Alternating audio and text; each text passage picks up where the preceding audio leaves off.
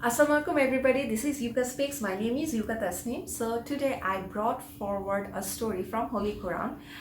We all know that Holy Quran consists a lot of stories about different Rasuls and Nabis, and it also gives us context about a lot of things. So this aspect of Quran, that the storytelling part, is my most favorite, and that's why I actually make this video so that I can share with you this kind of stories. So I hope you find it interesting. Anyway, so this story involves the life of our Rasul Sallallahu Alaihi Wasallam. So what happened was, I'm sorry, I'm speaking very quickly. I'm really sorry. I will try to speak slowly. Okay.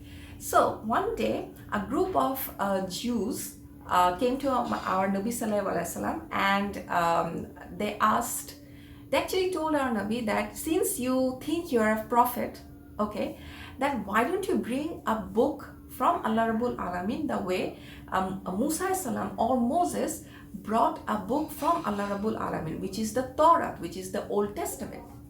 So after this conversation, Allah Rabbul Alamin revealed ayat number 153 and 154 in Surah An-Nisa.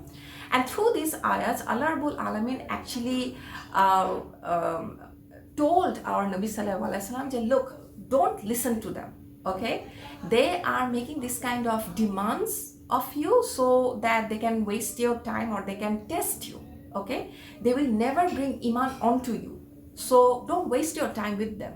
Okay, so, and for furthermore, the discussion went on where Allah Rabbul Alamin said that these are a tribe of people, or these are a type of people, who have made this kind of demands to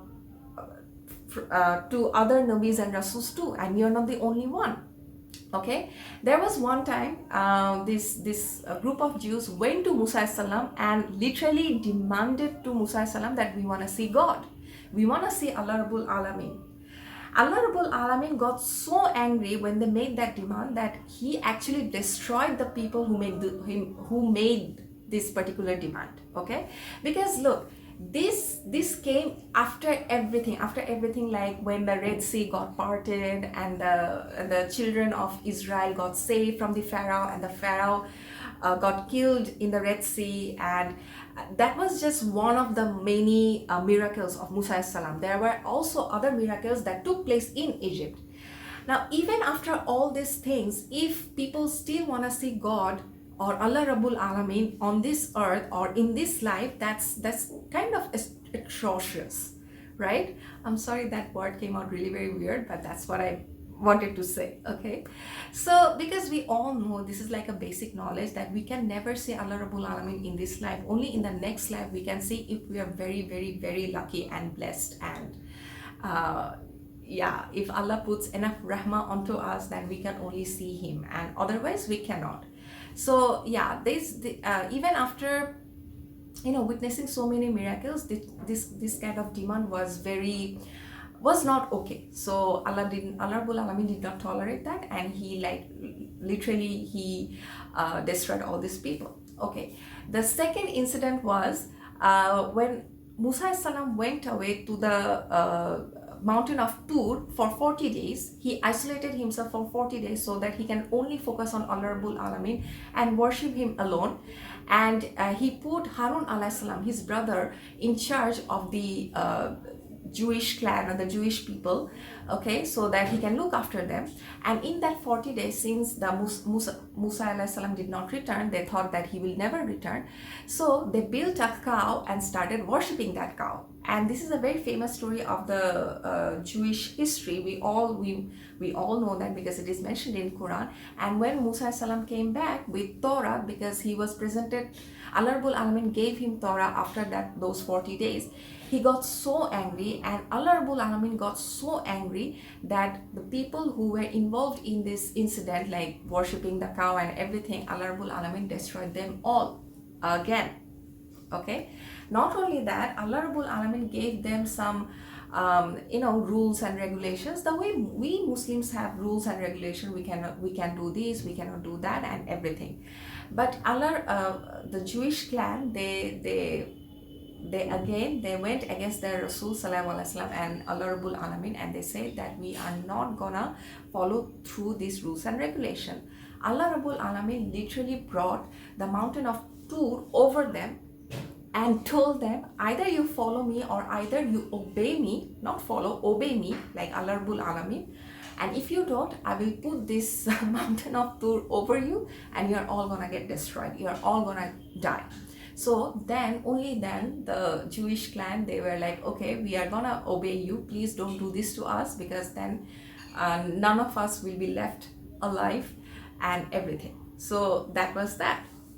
And then there were also other incidents. Like, for example, there was once upon a time when the Jewish people were not allowed to hunt fish or go for fishing on Saturday. It was forbidden for them. And they broke that rule, they broke that law, and they went for fishing on Saturday. Okay. And what else? There's also one thing I forgot. Okay, Allah Rabbul Alamin, after they lost Egypt, or after they lost their homes in Egypt, Allah Rabbul Alamin gave them a city as a gift, and the city's name was Eloia, if I'm correct. And Allah Rabbul Alamin said that when you enter that city, be very humble yourself, and praise Allah Rabbul Alamin, okay, or take his name. When you enter that city, please take his name and praise Allah Rabbul Alamin, because it is by his grace that you are getting this city at the first place. You are getting a home. And again, the Jewish clan went against that, and they made a very negative and a very cruel remark.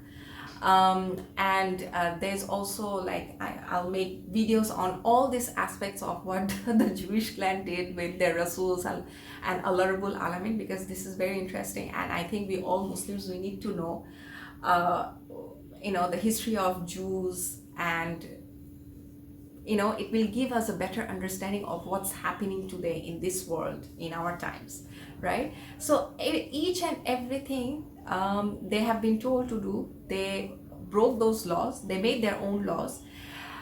Allah Rabbul Alamin gave them so many prophets. They had a lot of prophets in their lineage, in their tribe.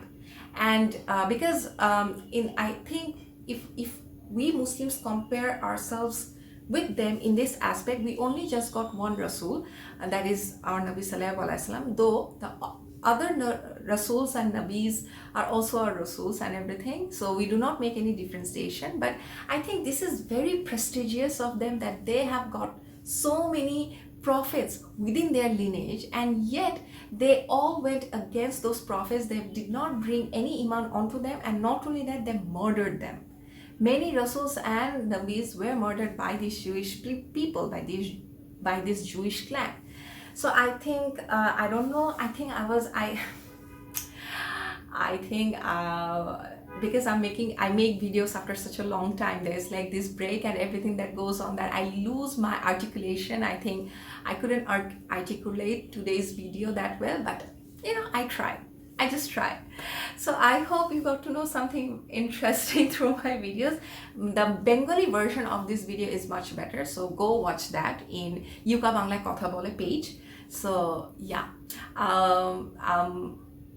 see me in the next video. Assalamu alaikum. Bye. Gosh, so awkward.